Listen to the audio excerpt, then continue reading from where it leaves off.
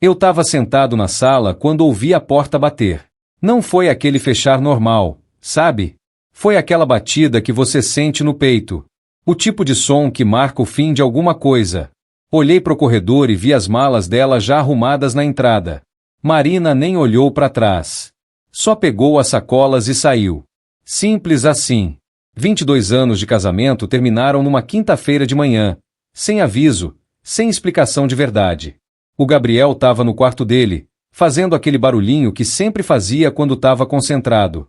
Um zumbido baixinho, sabe? Ele tinha acabado de fazer 5 anos. 5 anos e 3 meses, para ser mais exato. E fazia só 2 meses que a gente tinha recebido o diagnóstico. Transtorno do espectro autista, disseram os médicos. Eu ainda estava processando, tentando entender o que aquilo significava, como ia ser daqui para frente. Mas a Marina, ela não quis nem tentar. Eu não aguento mais, foi tudo o que ela disse antes de sair. Eu não pedi por isso. Eu merecia uma vida diferente. Eu fiquei ali parado, segurando o Gabriel no colo. Ele não entendeu que a mãe tinha ido embora.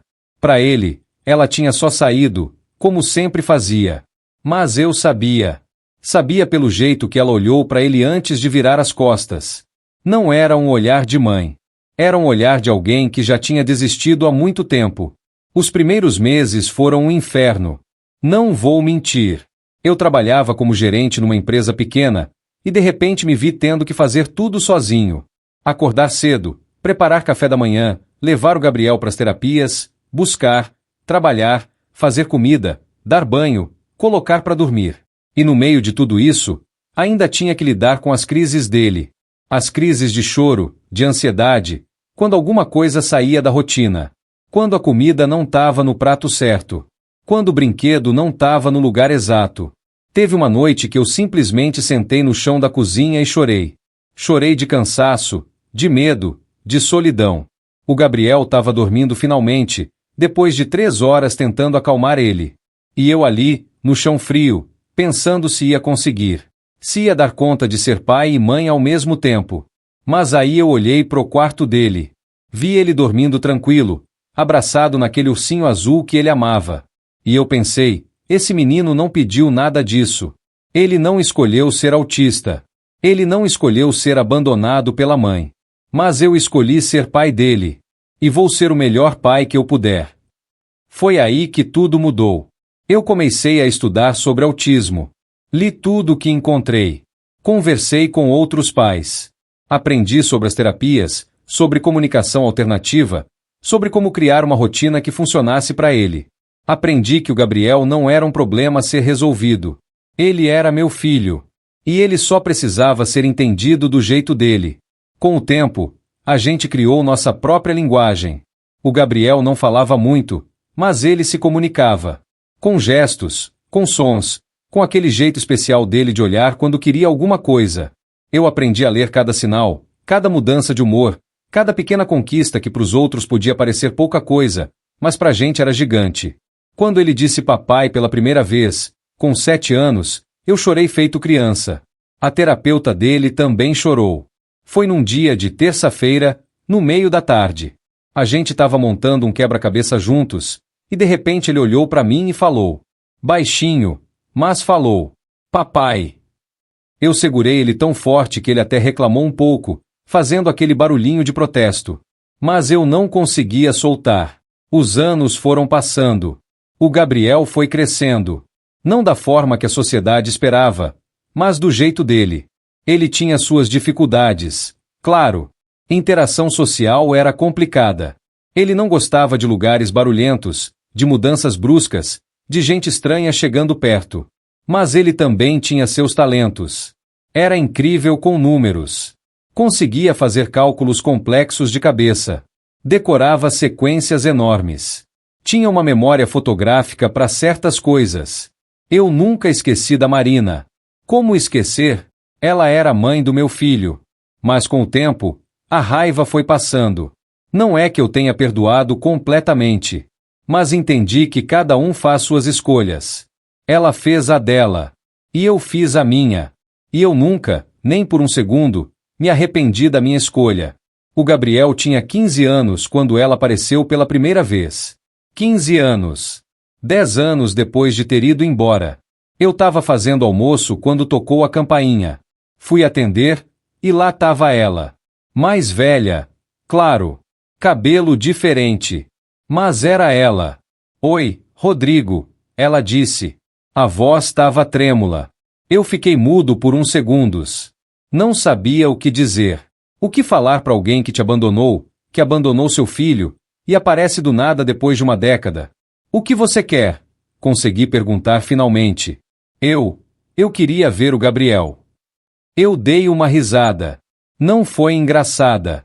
Foi uma risada amarga, cheia de tudo que eu tinha guardado durante 10 anos. Agora você quer ver? Depois de 10 anos? Ela baixou a cabeça. Eu sei que não tenho direito.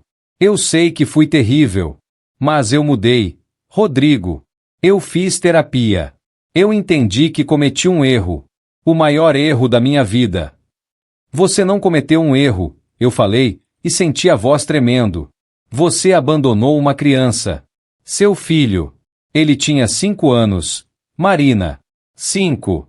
Ele precisava de você, e você simplesmente foi embora. Eu sei, ela sussurrou. E eu vou carregar isso pro resto da vida. Mas eu queria. Eu preciso tentar consertar. Pelo menos tentar. Eu ia mandar ela embora. Juro que ia. Mas naquele momento Gabriel apareceu na sala. Ele tinha crescido tanto. Já estava quase da minha altura. E ele olhou para Marina com aquela expressão curiosa que sempre tinha quando via alguém novo. Quem é? Ele perguntou. A fala dele tinha melhorado muito com os anos de terapia, mas ainda era um pouco arrastada, pausada. Eu olhei para Marina. Ela tinha lágrimas nos olhos. É uma visita, eu disse. Marina deu um passo à frente. Gabriel? Você se lembra de mim?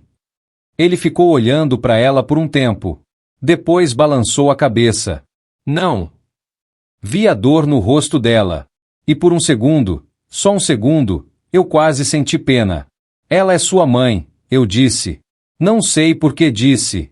Talvez porque, no fundo, eu achasse que todo filho merecia conhecer a mãe. Mesmo que ela não merecesse ser conhecida. Gabriel piscou algumas vezes, processando a informação. Minha mãe foi embora quando eu era pequeno, ele disse, daquele jeito direto que ele tinha. Papai disse que ela não voltaria. Marina soluçou. Eu voltei, meu amor. Eu voltei porque percebi que cometi um erro terrível. Eu te amo, Gabriel. Sempre amei. Mas o Gabriel não gostava de manifestações emocionais intensas. Ele deu 2 passos para trás e olhou para mim. Papai, posso voltar para o meu quarto? Tô montando um quebra-cabeça. Pode ir, filho. Ele saiu. Rápido. Deixou eu e Marina sozinhos ali. Ele não se lembra de mim, ela disse, limpando as lágrimas. O que você esperava? Ele tinha 5 anos. Marina. E o cérebro dele funciona diferente. Ele não guarda memórias emocionais como a gente. Eu posso tentar de novo? Outra hora? Eu suspirei. Não sei se é uma boa ideia. Por favor, Rodrigo. Só me dá uma chance. Eu sei que não mereço. Mas deixa eu tentar. Contra todo meu bom senso, eu concordei. Tá. Mas você vai no ritmo dele.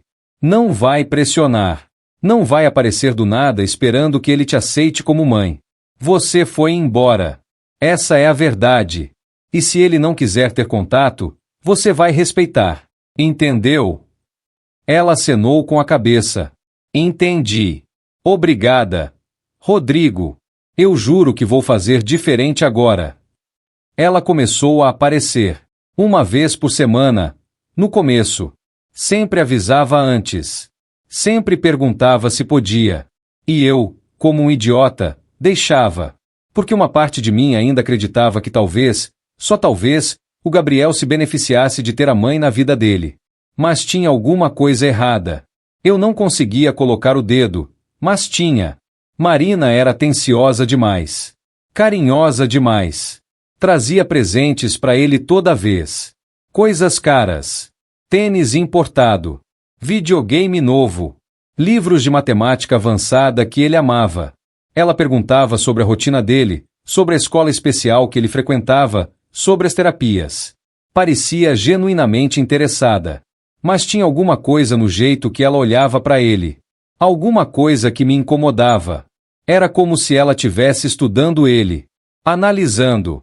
O Gabriel, por outro lado, era educado com ela. Mas distante. Ele a tratava como tratava a terapeuta, os professores. Com respeito, mas sem afeto real. Ela era uma pessoa que aparecia, ficava um tempo, e ia embora. Nada mais. Isso durou 6 meses. 6 meses de visitas semanais. E então ela começou a falar em passar mais tempo com ele. Em levá-lo para passear. Em conhecer melhor o filho dela. Acho que ainda é cedo, eu disse.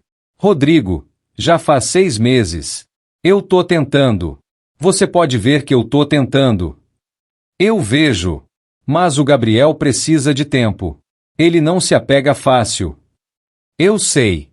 Por isso quero que a gente passe mais tempo junto. Para ele se acostumar comigo. Eu não gostei da ideia. Mas ela foi insistente.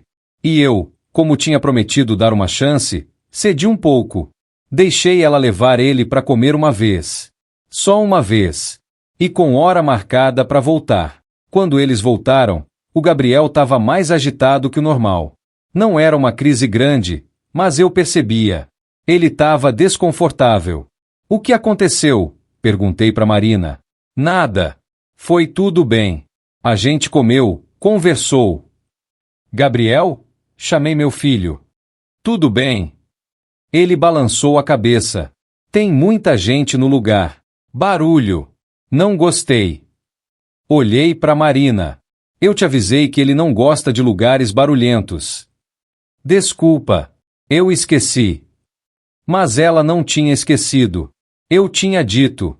Várias vezes. E alguma coisa na forma como ela falou, tão casual, me fez desconfiar ainda mais. Foi depois disso que eu comecei a prestar mais atenção. Nas perguntas que ela fazia. Nas coisas que ela trazia. E foi então que eu percebi um padrão. Ela sempre perguntava sobre dinheiro. Sobre a situação financeira. Sobre benefícios que o Gabriel recebia. Sobre a herança que ele tinha recebido do meu pai, que tinha falecido 2 anos antes. Meu pai tinha deixado uma quantia boa pro Gabriel. Nada absurdo, mas o suficiente para garantir que ele teria suporte se alguma coisa acontecesse comigo. Tava tudo guardado num fundo fiduciário que só podia ser acessado quando ele completasse 18 anos, ou em caso de necessidade extrema com autorização judicial. E a Marina sabia disso, porque eu, como um idiota, tinha mencionado uma vez.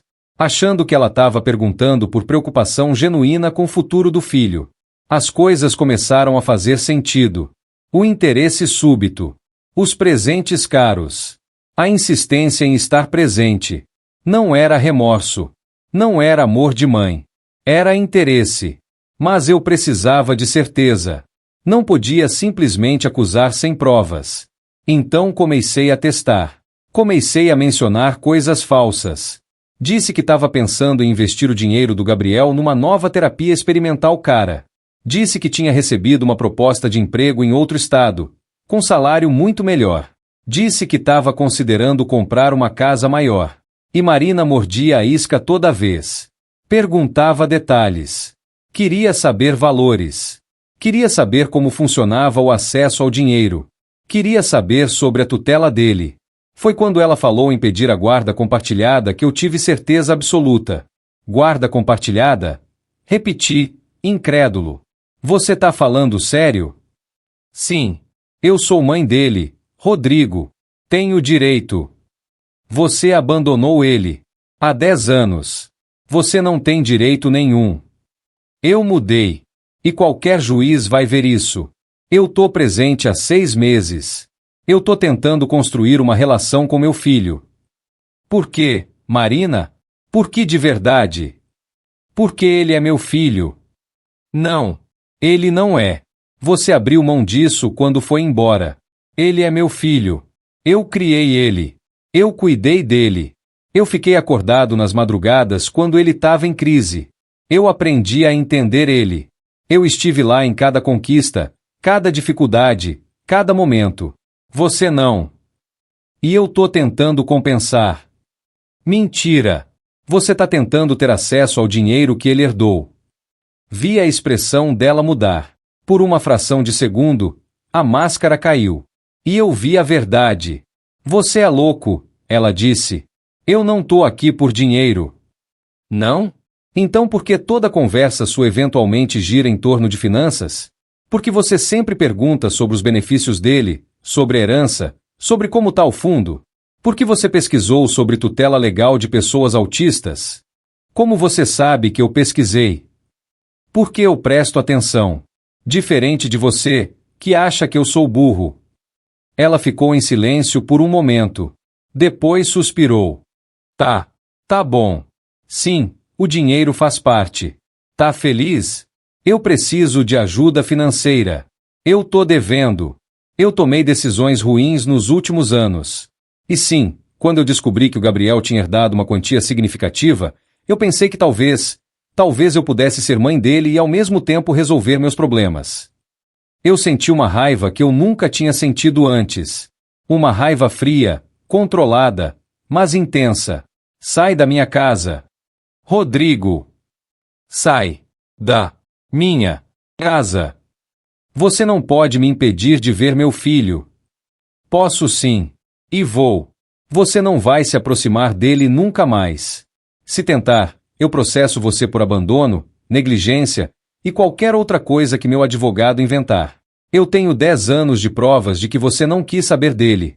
10 anos de atestados médicos, terapias, despesas, tudo documentado. Você não tem chance nenhuma num tribunal. Marina sabia que eu estava certo. Vi na cara dela. Mas ela ainda tentou uma última cartada. O Gabriel merece conhecer a mãe dele. O Gabriel tem tudo o que precisa. Ele tem um pai que ama ele incondicionalmente, que nunca vai abandonar ele, que nunca vai usar ele. E isso é muito mais do que você pode oferecer. Ela saiu. E eu achei que tinha terminado ali. Mas ela não desistiu tão fácil. 2 semanas depois, eu recebi uma notificação. Ela tinha entrado com um pedido de visitação. Meu advogado foi claro. Ela tinha uma chance pequena, mas tinha. Por mais que ela tivesse abandonado Gabriel, ela era mãe biológica. E o sistema às vezes dava chances para pessoas que não mereciam. Mas aí aconteceu uma coisa que eu não esperava. O Gabriel percebeu. Ele tinha acabado de fazer 16 anos. E apesar de todas as suas dificuldades, ele era muito mais perspicaz do que as pessoas imaginavam. Uma noite, ele veio até a sala enquanto eu estava revendo os documentos do processo. Sentou do meu lado, do jeito cuidadoso dele, mantendo a distância que ele precisava. Papai, ele disse. Por que a mulher que diz ser minha mãe quer me ver? Eu não sabia como explicar sem magoar ele. Mas eu sempre fui honesto com o Gabriel. Sempre. Mesmo quando a verdade era difícil. Ela diz que quer ser sua mãe. Que quer participar da sua vida. Mas ela não quis antes. Não. Ela não quis. Ele ficou em silêncio por um tempo. Processando. É por causa do dinheiro do vovô? Eu fiquei surpreso. Como você sabe disso? Eu percebi. Ela sempre perguntava sobre dinheiro. Sobre planos futuros. Sobre quem cuida do meu dinheiro. Eu não entendo muito de relações sociais, papai, mas eu entendo de padrões. E o padrão dela era sempre o mesmo. Eu senti um orgulho imenso naquele momento. Meu filho, que tinha tanta dificuldade com certas coisas, tinha percebido algo que muita gente não perceberia. Você tá certo, filho. Eu acho que é por isso que ela voltou. Então ela não me ama de verdade. A forma como ele disse isso, tão direta, tão sem emoção aparente, mas com aquela tristeza sutil que eu tinha aprendido a identificar nos olhos dele, me partiu o coração. Eu não sei o que ela sente, Gabriel. Mas eu sei o que eu sinto. Eu te amo mais do que qualquer coisa nesse mundo. E nada nem ninguém vai mudar isso. Ele ficou quieto por mais um momento. Depois disse, eu não quero ver ela, papai. Eu tenho você. Você é meu pai e minha mãe. Você sempre foi. Eu não preciso dela. E foi naquele momento que ele fez uma coisa que ele raramente fazia. Ele se inclinou e encostou a cabeça no meu ombro. Não era um abraço completo, porque ele ainda tinha dificuldade com contato físico intenso. Mas era o jeito dele de demonstrar afeto. E significava tudo. O processo durou 6 meses. Foram 6 meses de audiências, de relatórios psicológicos, de avaliações. Marina tentou se pintar como uma mãe arrependida que merecia uma segunda chance. Mas o Gabriel foi claro. Na frente do juiz, da assistente social, de todos, ele disse: eu não quero ter contato com ela. Ela não é minha mãe. Meu pai é Rodrigo. Ele cuidou de mim sempre. Eu não preciso de mais ninguém. A juíza negou o pedido dela.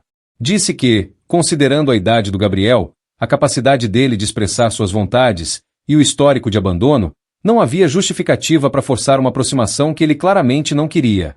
Marina apelou. Perdeu de novo. E eventualmente desistiu. Aquilo foi há 4 anos. O Gabriel tem 20 agora. Ele ainda mora comigo. Provavelmente sempre vai morar. E eu não tenho problema nenhum com isso. Ele conseguiu terminar o ensino médio, com muito esforço e com suporte da escola especial. Ele não consegue trabalhar num emprego tradicional, mas ele faz trabalhos freelance de análise de dados pela internet. É incrível nisso. Ganha até mais do que eu em alguns meses. Ele ainda tem suas dificuldades. Ainda tem dias ruins. Dias em que a ansiedade é demais, em que os estímulos são demais, em que ele precisa ficar no quarto escuro só com seus fones de ouvido. Mas ele também tem dias bons. Dias em que ele sorri com aquele sorriso raro dele. Dias em que ele me mostra uma descoberta matemática nova que fez. Dias em que ele assiste um filme comigo, e embora não comente muito, eu sei que tá gostando. Marina nunca mais tentou contato. Ouvi dizer que ela se mudou para outro estado. Que casou de novo. Espero que ela tenha encontrado alguma paz. Mas não sinto falta dela. E sei que o Gabriel também não. Teve um dia, uns meses atrás, que a gente tava jantando. Era um sábado à noite. Eu tinha feito aquela massa que ele gosta, com um molho específico, no prato específico, do jeito específico. Tava tudo na rotina. Tudo confortável. E do nada ele falou: papai, você acha que sou um fardo? Eu quase engasguei. O quê? Por que você tá perguntando isso? Porque eu ouvi você conversando com seu amigo outro dia. Ele disse que deve ser difícil cuidar de mim sozinho. Que você sacrificou muita coisa. Eu larguei o garfo. Olhei para ele. Gabriel, me escuta bem. Você nunca foi um fardo para mim. Nunca. Sim, foi difícil às vezes. Sim, teve noites que eu não dormi. Sim, teve momentos que eu não sabia se ia dar conta. Mas sabe o quê? Isso é ser pai. Todo pai passa por isso. A diferença é que eu passei sozinho. Mas não foi por sua culpa. Foi escolha da sua mãe ir embora. E foi minha escolha ficar. Mas você podia ter uma vida mais fácil. Mais fácil? Talvez. Melhor? Nunca. Você é a melhor coisa que já aconteceu na minha vida. Gabriel. Você me ensinou paciência. Me ensinou a ver o mundo de uma forma diferente. Me ensinou que amor não tem nada a ver com perfeição, tem a ver com aceitação. Com estar presente. Com não desistir. Ele olhou para mim daquele jeito dele, processando as palavras. Depois acenou com a cabeça. Tá. Eu acredito em você. E voltou a comer a massa dele. Pode parecer pouco. Para muita gente, pode parecer uma conversa fria, sem emoção. Mas pra gente não era. Era tudo. Era o Gabriel do jeito dele, expressando que confiava em mim. E era eu do jeito que aprendi a ser, sendo honesto e direto com ele. Hoje eu tenho 60 anos. Cabelo todo grisalho. Algumas dores que não tinha antes. Aposentadoria se aproximando. E quando eu olho para trás, para esses 15 anos criando Gabriel sozinho, eu não tenho nenhum arrependimento. Tem gente que me diz que sou um herói. Mas eu não sou. Heróis fazem coisas extraordinárias. Eu só fiz o que qualquer pai deveria fazer. Amei meu filho. Incondicionalmente. Do jeito que ele é. Com todas as suas particularidades, suas dificuldades, suas maravilhas. A Marina perdeu isso. Ela perdeu ver o Gabriel crescer. Perdeu ver ele falar pela primeira vez. Perdeu ver ele aprender a ler. Perdeu ver ele se apaixonar por matemática. Perdeu ver ele se tornar o jovem incrível que ele é hoje. Ela perdeu por escolha. E quando quis voltar, não foi por amor. Foi por interesse. E o Gabriel, com toda a sua dificuldade de ler emoções nas pessoas, percebeu. Percebeu o que ela realmente queria. Percebeu que o amor dela, se é que existia, vinha condicionado. Vinha com asterisco. E eu ganhei tudo. Ganhei cada sorriso raro. Cada progresso pequeno que pra gente era gigante. Cada momento de conexão do nosso jeito único. Ganhei um filho que, apesar de todas as adversidades, se tornou uma pessoa íntegra, honesta, brilhante. As pessoas ainda perguntam se é difícil. Se eu não me canso. Se eu não queria ter uma vida mais normal. E eu respondo sempre a mesma coisa. Difícil é abandonar um filho. Difícil é virar as costas para quem precisa de você. Difícil é viver sabendo que você desistiu. O que eu faço não é difícil. É trabalhoso? Sim. Exige dedicação? Sim. Tem dias ruins? Com certeza. Mas difícil não é. Porque no fim do dia, quando eu vejo o Gabriel no quarto dele, feliz com seus números, seus padrões, seu mundo particular, eu sei que estou fazendo exatamente o que devo fazer. E tem uma coisa que eu aprendi nesses anos todos. Autismo não é uma sentença. Não é um fim. É só um jeito diferente de ser. O Gabriel não é menos que ninguém porque é autista. Ele é diferente. E diferente não é ruim. É só diferente. Eu criei ele para entender isso. Para saber que ele tem valor. Que ele merece respeito. Que ele pode contribuir pro mundo do jeito dele. E ele sabe disso agora. Tem autoestima. Tem confiança. Dentro das limitações dele, ele sabe quem é. A Marina nunca entendeu isso. Ela viu o diagnóstico e viu um problema. Viu uma razão para ir embora. Ela não conseguiu ver além. Não conseguiu ver o filho que tinha. Só viu o filho que achava que deveria ter tido. E quando voltou, 15 anos depois, o que ela viu? Viu uma oportunidade. Viu dinheiro. Viu uma forma de resolver os problemas dela. Mas não viu o Gabriel. Não realmente. O Gabriel percebeu isso. E me faz pensar que talvez, só talvez, as pessoas autistas tenham uma forma mais pura de ver o mundo. Sem as máscaras sociais que a gente usa. Sem as mentiras corteses. Sem as manipulações sutis. Eles veem padrões. Veem verdades. E o Gabriel viu a verdade sobre a mãe dele. Hoje, quando eu olho para ele, já um homem adulto, eu sinto um orgulho que não cabe no peito. Não porque ele se curou, porque autismo não é doença para ser curada, mas porque ele se tornou a melhor versão dele mesmo. Aprendeu a navegar no mundo que nem sempre é feito para ele. Aprendeu a se comunicar do jeito dele. Aprendeu a ter uma vida que, embora diferente do que a sociedade considera normal, é dele. É autêntica. É real. E eu aprendi que ser pai não tem nada a ver com biologia. Tem a ver com escolha. Com compromisso. Com amor incondicional. A Marina é mãe biológica dele. Mas ela nunca foi mãe de verdade. Porque ser mãe, ser pai, é estar presente. É aceitar. É amar sem esperar nada em troca. Teve uma conversa que eu tive com ele semana passada que resume tudo. A gente estava vendo TV, um documentário sobre o cérebro, que ele adora. E no meio do programa ele pausou e falou: "Papai, se eu pudesse escolher não ser autista, eu não escolheria." "Por quê?" perguntei. "Porque ser autista faz parte de quem eu sou. Se eu não fosse autista, eu não seria eu. E eu gosto de ser eu." Eu sorri. "Eu também gosto de você ser você. E se eu não fosse autista, talvez minha mãe não tivesse ido embora. E então eu não teria descoberto o quanto você me ama de verdade. Então, no fim, acho que foi bom do jeito que foi." Naquele momento eu percebi que eu não tinha apenas criado um filho. Eu tinha criado um homem sábio. Do jeito dele. Com a perspectiva dele. Mas sábio. E a Marina? Ela perdeu a chance de conhecer esse homem.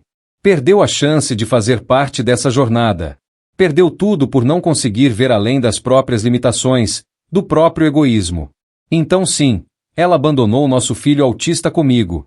Anos depois, quis voltar. E meu filho percebeu que ela não voltou por ele. Voltou por dinheiro. Por interesse próprio.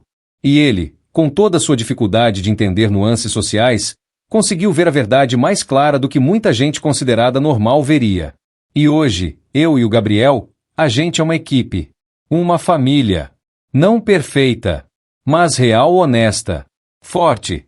E isso, para mim, vale mais do que qualquer outra coisa no mundo. Mas deixa eu voltar um pouco. Deixa eu contar uns detalhes que fazem diferença para entender toda essa história. Porque não foi só a Marina ir embora e pronto.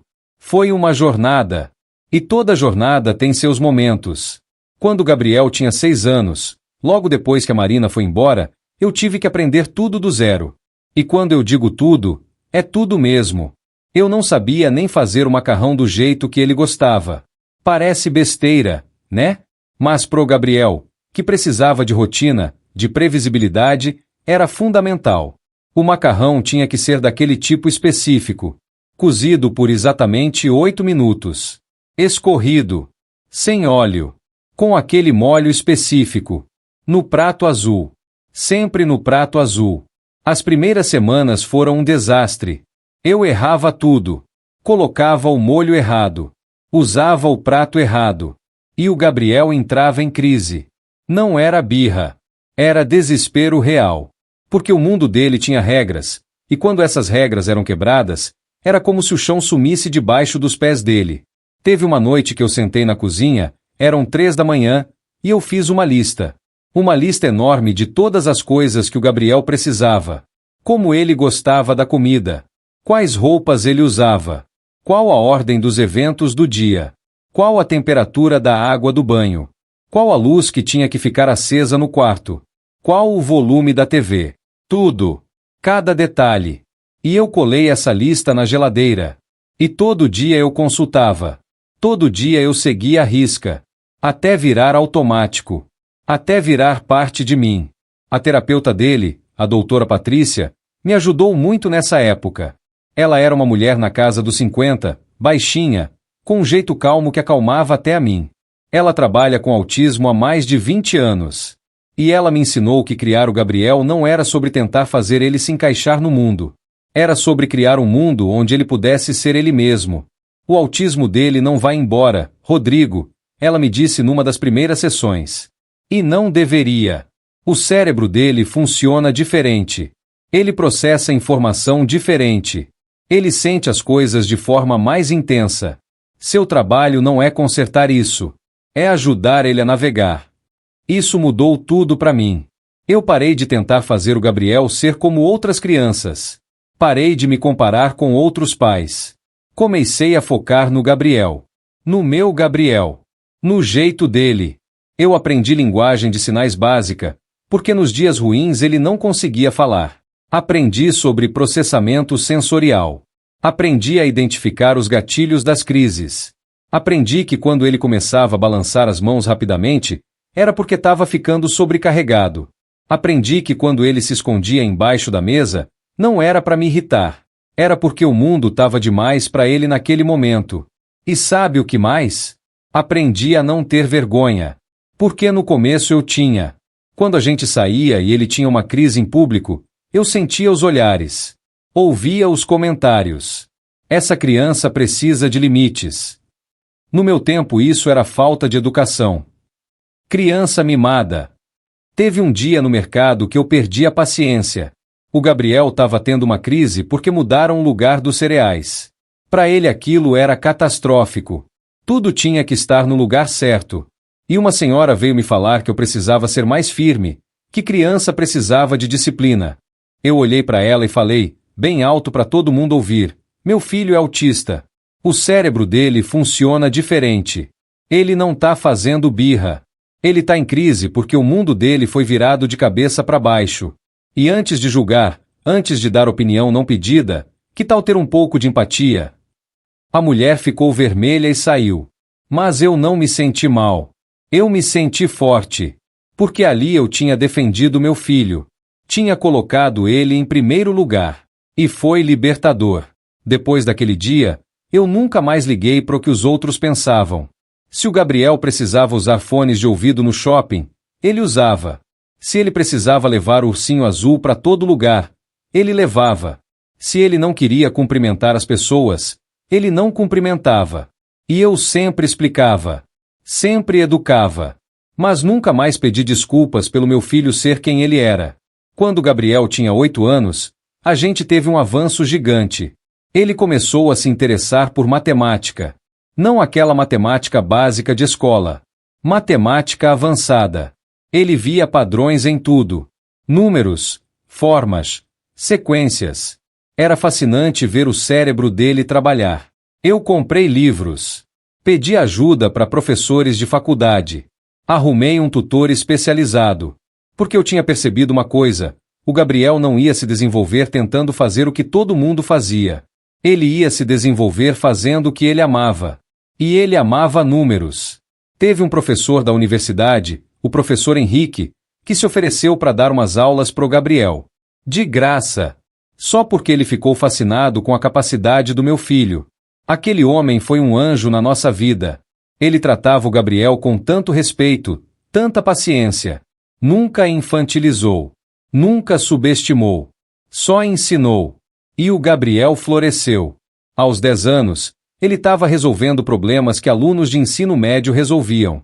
Aos 12, problemas de faculdade. Ele não era um prodígio no sentido tradicional. Ele tinha suas limitações enormes em outras áreas. Mas na matemática, ele voava. Eu me lembro de um dia que ele veio me mostrar um caderno cheio de cálculos. Eu não entendi nada. Mas o brilho nos olhos dele enquanto explicava, aquela empolgação rara, aquilo valia tudo. Papai, olha isso! Eu descobri um padrão nos números primos que eu nunca tinha visto antes. Ele explicou por 20 minutos. Eu não entendi quase nada. Mas fingi que entendi. Porque o que importava não era eu entender a matemática. Era eu entender que aquilo fazia meu filho feliz. E isso eu entendia perfeitamente. Os anos foram passando assim. Com pequenas vitórias. Com grandes desafios. Teve época que o dinheiro estava curto. As terapias eram caras. A escola especial era cara. Os livros, os materiais, tudo custava. Eu tive que fazer uns bicos fora do trabalho. Teve mês que eu não comprei roupa para mim para poder pagar a fonoaudióloga dele. Mas eu nunca reclamei. Nunca. Porque cada centavo investido no Gabriel era um investimento no futuro dele. E eu via o resultado. Via ele progredindo. Via ele aprendendo a viver no mundo do jeito dele. Quando meu pai faleceu, 2 anos antes da Marina voltar, foi duro. Meu pai tinha sido meu suporte. Mesmo velho, ele ajudava. Buscava o Gabriel nas terapias quando eu não podia. Ficava com ele quando eu tinha reunião no trabalho. E ele amava o neto dele. Amava sem condições. Sem julgamento. A última coisa que meu pai me disse, no hospital, poucos dias antes de morrer, foi: "Você é um baita pai, Rodrigo. O Gabriel tem sorte de ter você." E eu chorei. Chorei porque meu pai nunca tinha me dito isso antes. E chorei porque eu precisava ouvir aquilo. Precisava saber que estava fazendo certo. Foi meu pai que deixou aquela herança pro Gabriel. Não era uma fortuna, mas era uma quantia considerável. 300 mil reais. Meu pai tinha juntado a vida toda. Tinha sido operário, trabalhado duro, economizado cada centavo. E deixou tudo pro neto. Para quando você não tiver mais aqui, ele tinha escrito no testamento: pro Gabriel ter uma vida digna. Eu coloquei tudo num fundo fiduciário. Investido. Rendendo. Para quando o Gabriel precisasse. Eu nunca toquei naquele dinheiro. Nunca sequer pensei em tocar. Aquilo era dele. Só dele. E foi esse dinheiro que atraiu a Marina de volta. Eu tenho certeza disso. Porque 2 semanas antes dela aparecer, eu tinha postado nas redes sociais algo sobre a herança. Não os valores, mas tinha mencionado que meu pai tinha deixado algo pro Gabriel. E coincidência ou não, ela apareceu logo depois.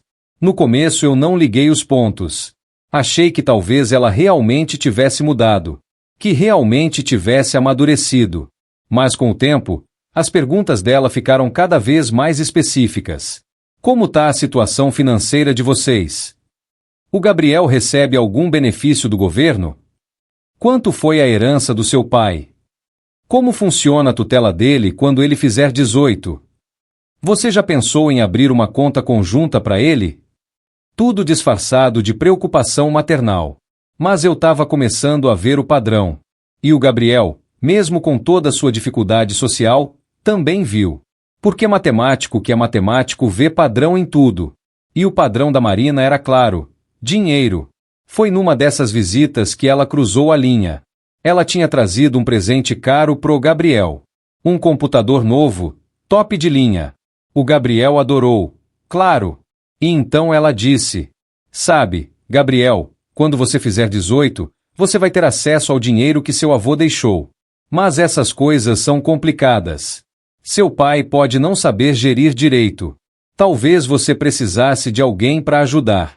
Alguém que entenda de finanças. Eu estava na cozinha. Ouvi tudo. Senti o sangue ferver. Mas me controlei. Porque eu precisava ver até onde ela ia. O Gabriel, com aquela honestidade brutal dele, respondeu: meu pai gerencia bem as finanças. Ele sempre pagou todas as minhas terapias. Todas as minhas necessidades. Eu confio nele. Sim, mas é diferente. É muito dinheiro, Gabriel. Seu pai pode não ter experiência com investimentos, essas coisas. Você tem experiência com investimentos? Ele perguntou. Vi a Marina gaguejar. Bem, eu conheço algumas pessoas que... Você trabalha com o quê? Atualmente eu tô entre empregos.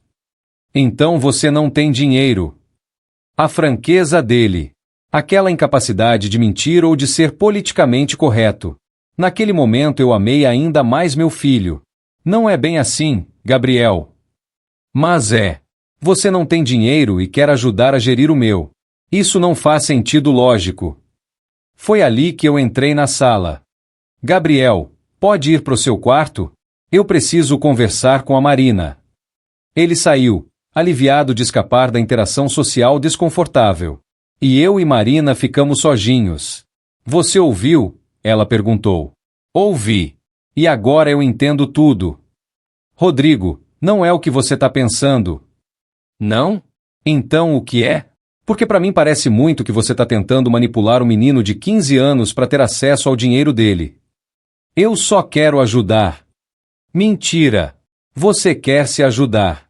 E sabe o pior? O Gabriel percebeu.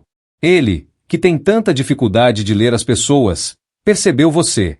Isso diz muito sobre você, Marina. Foi nessa conversa que ela finalmente admitiu que estava com dívidas, que tinha feito investimentos ruins, que tinha se casado de novo e divorciado rapidamente, que estava perdendo o apartamento, e que quando soube da herança, viu uma chance.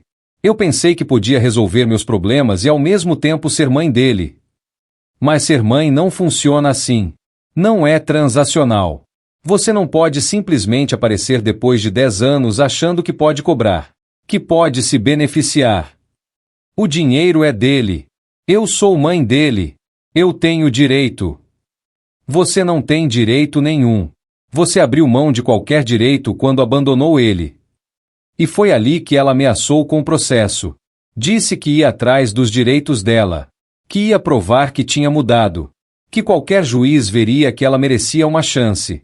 Eu não dormi naquela noite. Fiquei pensando em tudo.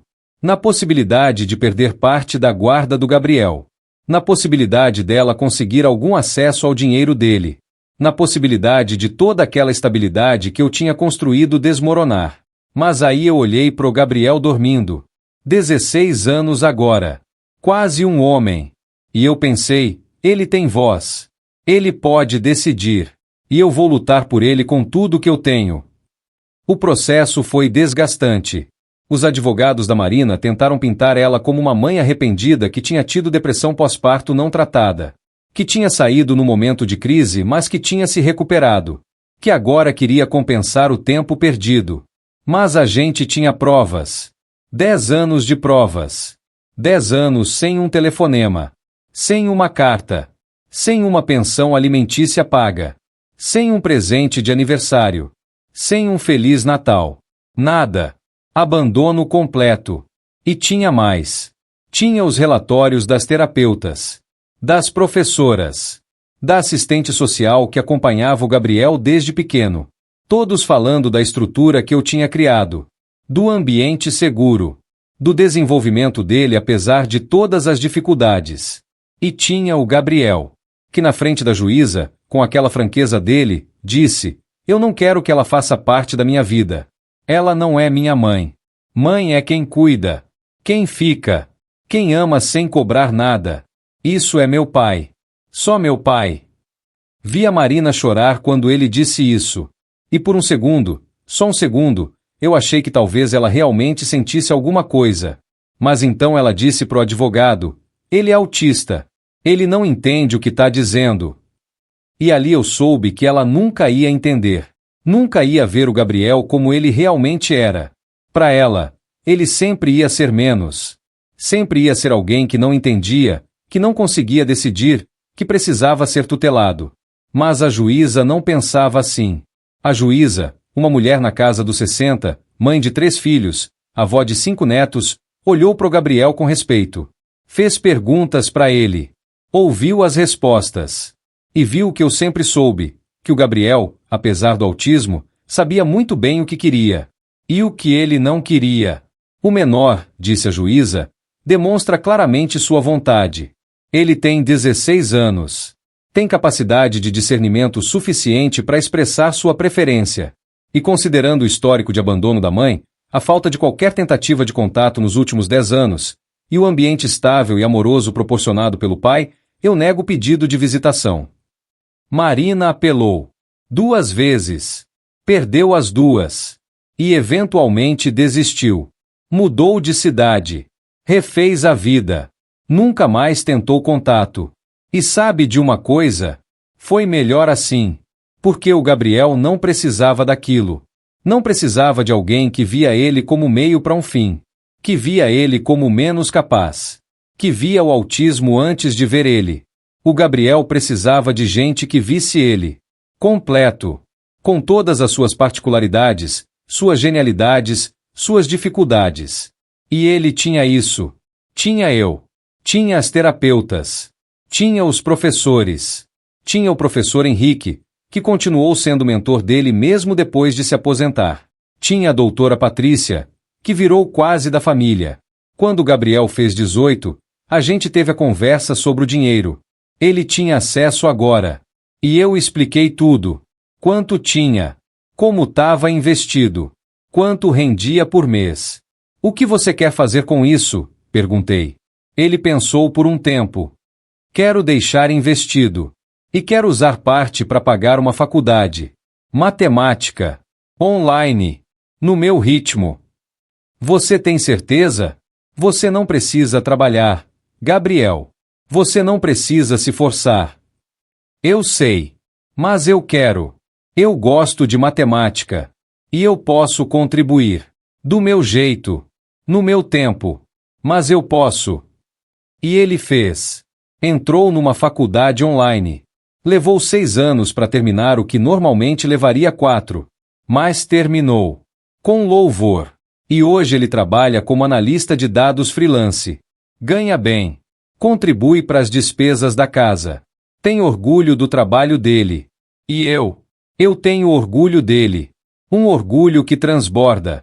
Porque eu vi esse menino crescer. Vi cada obstáculo que ele superou.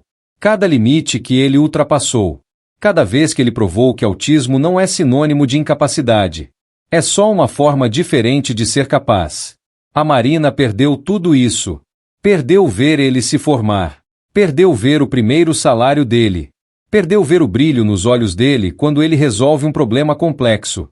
Perdeu ver ele rindo daquele jeito raro quando alguma coisa realmente diverte ele. Perdeu tudo.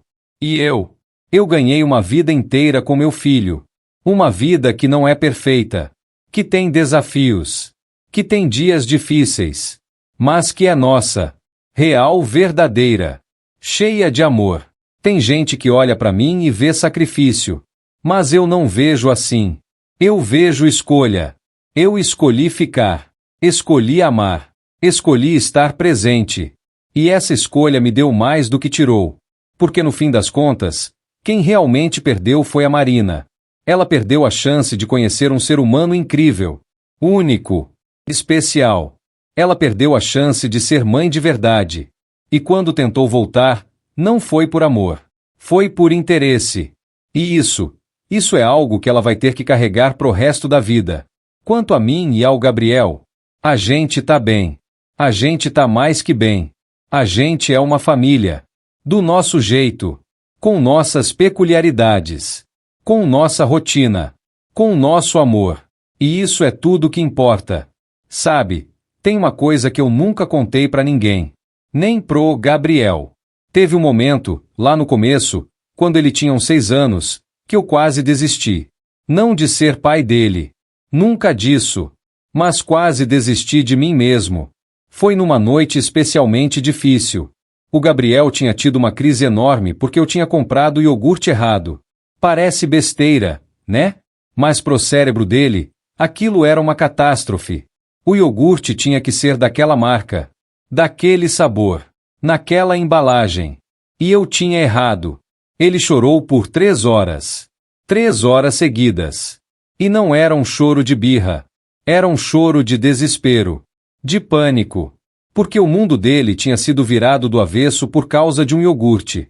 E eu, exausto, depois de um dia inteiro de trabalho, de correria, de tentar fazer tudo certo, eu simplesmente travei. Sentei no chão da cozinha, com o Gabriel chorando no quarto, e pensei, eu não vou conseguir. Eu não sou forte o suficiente. Fiquei ali uns 20 minutos. Só sentado. Ouvindo ele chorar. Me sentindo o pior pai do mundo. Porque como é que eu podia errar uma coisa tão simples? Como é que eu não lembrava qual era o iogurte certo? Mas aí eu me levantei. Fui até o quarto dele. Sentei no chão do lado da cama onde ele estava encolhido. E comecei a cantar. Não era uma música de verdade. Era uma cantoria boba que eu inventei um dia e que acalmava ele. Não tinha letra que fizesse sentido. Era só um som. Uma melodia repetitiva. Mas funcionava. Aos poucos, o choro dele foi diminuindo. E depois de uns 15 minutos, ele saiu de debaixo das cobertas e olhou para mim. Olhos vermelhos. Rosto molhado. Mas olhou. Desculpa, papai, ele disse.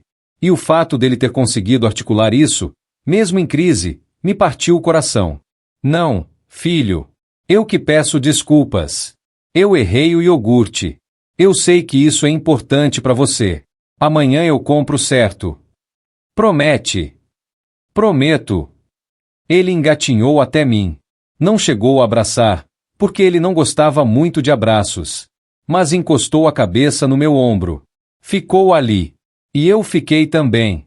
Os dois no chão do quarto, com a luz do abajur fazendo sombras na parede. Foi nesse momento que eu percebi. Eu ia conseguir. Não porque eu era forte. Mas porque eu tinha que ser. Porque esse menino precisava de mim. E enquanto ele precisasse, eu ia estar ali.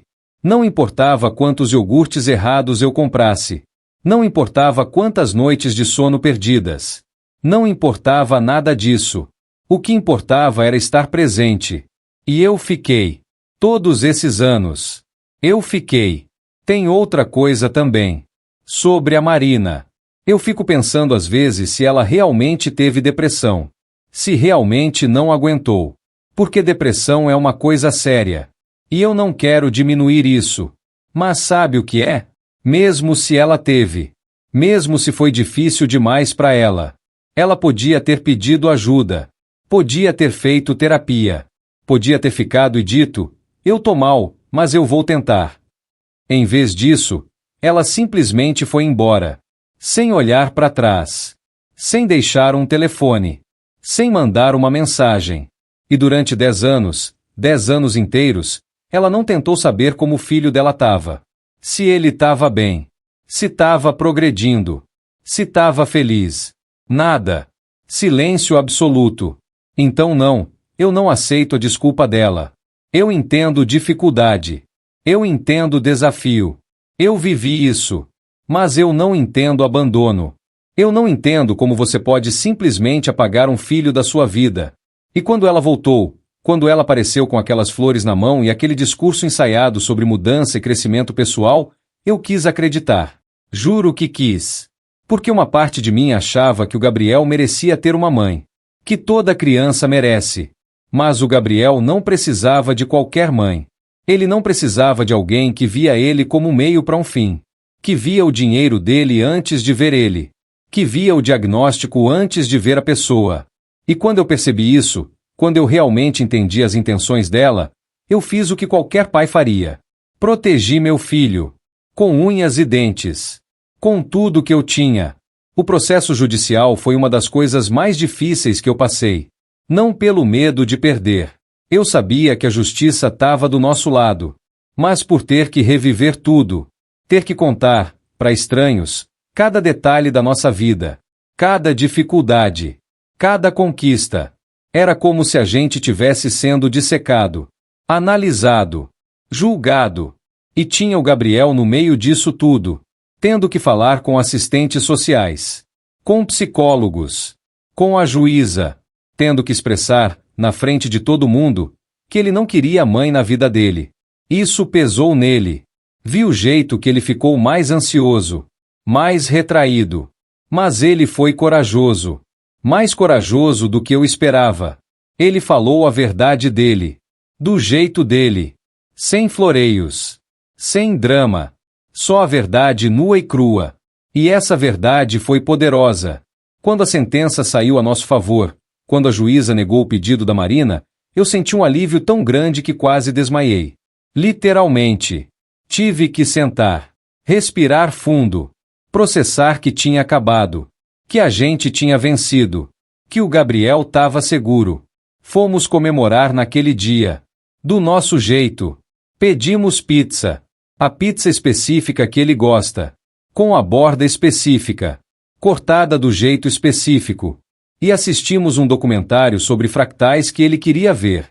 Não foi uma festa tradicional. Mas foi perfeito pra gente. E enquanto a gente assistia o documentário, o Gabriel pausou de repente e falou: Papai, obrigado. Por quê, filho? Por me proteger. Por não deixar ela voltar. Eu sempre vou te proteger, Gabriel. Sempre. Ele acenou com a cabeça. E voltou a assistir o documentário. Mas eu fiquei pensando naquela frase. Naquele obrigado simples mas profundo. E percebi que tinha feito a coisa certa. Que todas as noites sem dormir, todos os momentos de dúvida, todas as decisões difíceis, tinham valido a pena. Porque no fim, tudo que eu sempre quis foi que o Gabriel se sentisse seguro, amado, aceito. E ele sentia. Eu via isso. No jeito que ele confiava em mim. No jeito que ele vinha me procurar quando estava confuso. No jeito que ele dividia suas descobertas matemáticas comigo, mesmo sabendo que eu não ia entender metade. Hoje, com os meus 60 anos, eu olho para trás e vejo uma vida bem vivida. Não foi fácil.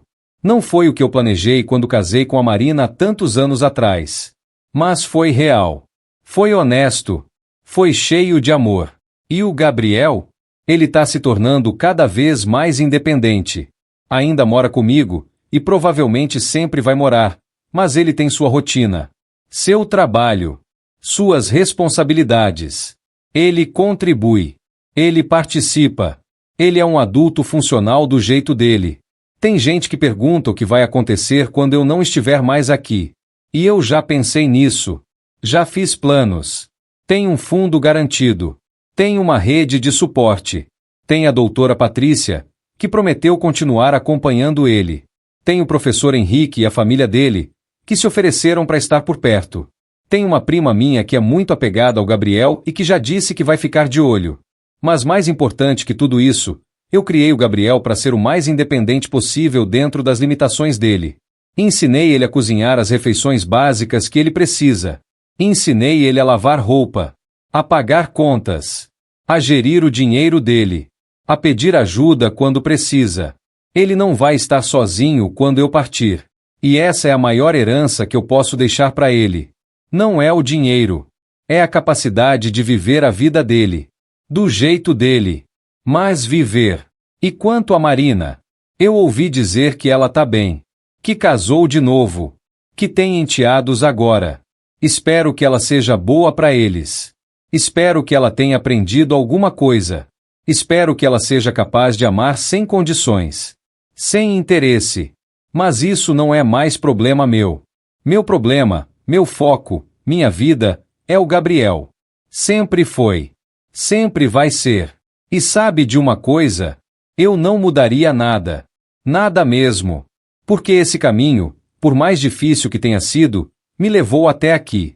Me levou a ser o pai que eu sou. Me levou a ter a relação que eu tenho com meu filho. E isso não tem preço. Então sim, ela abandonou nosso filho autista comigo. E sim, ela voltou anos depois. E sim, meu filho percebeu que ela não voltou por ele. Mas sabe o que mais? Nós dois percebemos. E nós dois ficamos bem apesar dela. Ou talvez até por causa dela ter ido embora. Porque sem ela, nós dois aprendemos a ser uma equipe. Uma família. Uma unidade. E ninguém, nunca, vai quebrar isso.